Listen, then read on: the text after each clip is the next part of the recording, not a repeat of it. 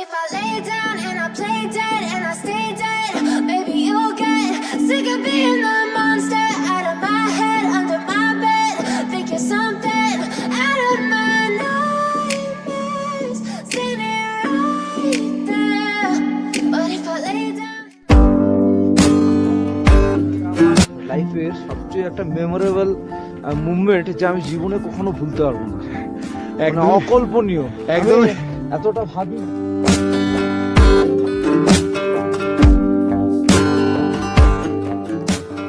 দারুণ এক্সপিরিয়েন্স, প্রচন্ড ঠান্ডা। কেমন লাগছে?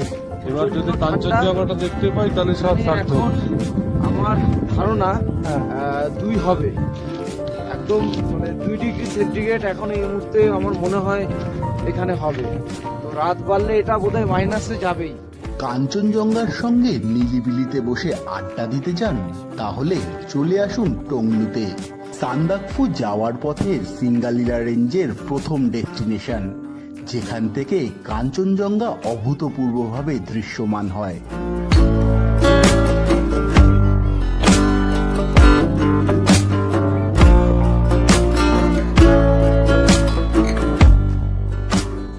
মেঘের রাজ্যে প্রবেশ করে শুধু এদিক ওদিক হেঁটে বেরিয়েছিলাম, যেটা শরীরের ক্লান্তি মিটিয়ে মুগ্ধ করে তুলেছিল মনকে।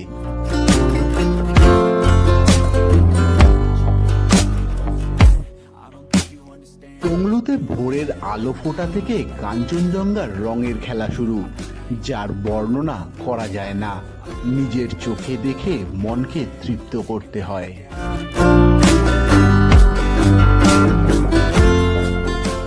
3070 মিটার উচ্চতায় টংলু পাহাড়ের প্রাকৃতিক সৌন্দর্যকে বাড়িয়ে তুলেছে রটোডেনড্রন আর ম্যাগনোলিয়া গাছ, যার ফুলের শোভা মন ভরিয়ে তোলে পর্যটকদের। এর জঙ্গলে দেখতে পাওয়া যায় 600-ও বেশি রকমের অর্কিড। ভোরের টংলুর আকাশ ধীরে ধীরে পরিষ্কার হচ্ছে, মেঘ সরছে আর সূর্য উঠছে আকাশে। শিশির বিন্দুগুলো সব বরফ হয়ে গেছে। মাইনাসে তাপমাত্রা থাকায় স্বভাবতই সব জলই এই অঞ্চলে বরফ হয়ে যায় শীতকালে, আর ঠিক সেটাই দেখতে পেলাম আমরা। তার সঙ্গে মেঘ আর রোদের খেলা। প্রাচীন ইতিহাসে উদ্ভিদ পরিচর্যায় গুরুত্বপূর্ণ ভূমিকা রয়েছে টংলুর। 19 শতকের বিখ্যাত ব্রিটিশ উদ্ভিদবিদ ও অনুসন্ধানকারী জোসেফ ডাল্টন হুকার, যিনি ভৌগোলিক উদ্ভিদবিদ্যার প্রতিষ্ঠাতা ও চার্লস ডারউইনের নিকটতম বন্ধু। তিনি 1848 সালে ভারতে এসেছিলেন প্রাণী ও উদ্ভিদ চর্চা করতে।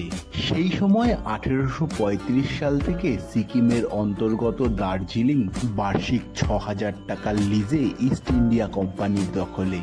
হুকার দার্জিলিংয়ে গিয়ে রঞ্জিত নদী ও তিস্তার পাশাপাশি এসেছিলেন টংলুতেও। এখান থেকে বেশ কিছু উদ্ভিদ সংগ্রহ করে হুকার ডারউইনকে সে বিষয়ে চিঠি লিখে জানিয়েছিলেন। তারপরেই বিনা পারমিটে সিকিমে গিয়ে গ্রেপ্তার হন হুকার। সিকিমের সঙ্গে বিরোধ শুরু হয় ইস্ট ইন্ডিয়া কোম্পানির। অচিরেই সিকিমের থেকে দার্জিলিংকে ছিনিয়ে নিয়ে নিজেদের দখলে নিয়ে নেয় ইংরেজরা।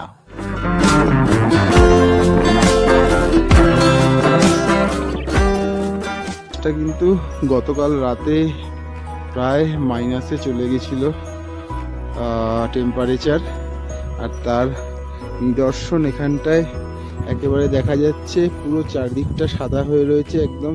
এই যে শিশির বিন্দুগুলো, এই যে শিশির বিন্দুগুলো সব বরফ হয়ে গেছে, সেটা কিন্তু এখানটায় দেখা যাচ্ছে। পুরো সমস্ত শিশির সাদা হয়ে রয়েছে, বরফ হয়ে রয়েছে চারিদিকটা।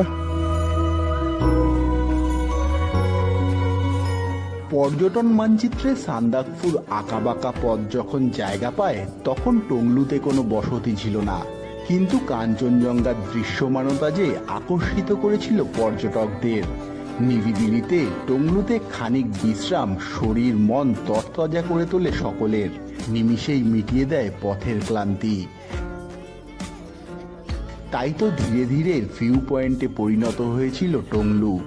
অচিরেই সেখানে গড়ে উঠল ছোট্ট একটা তিব্বতী পরিবারের আস্থানা, যা এখন জনপ্রিয় হয়ে উঠেছে রাজুর হোমস্টে নামে। তৈরি হলো ট্রেকার্স হাটও, তবে তাতেও যেন ভ্রমণপ্রিয়দের মন ভরছে না। জায়গার অভাবে টুমলিংয়ের দিকে পাড়ি দিতে হচ্ছে পর্যটকদের। তবে ডিভিশন বন আধিকারিক উদ্যান এবং বাগিচা ডিভিশন একসঙ্গে টেন্ডার বার করে টংলুতে ইকো রিসর্ট গড়ে তোলার জন্য। মূল্য ঠিক হয় 3 কোটি টাকারও বেশি, যার কাজ এখন শেষের পথে। কিছুদিনের মধ্যেই পর্যটকরা তার স্বাদ নিতে পারবেন।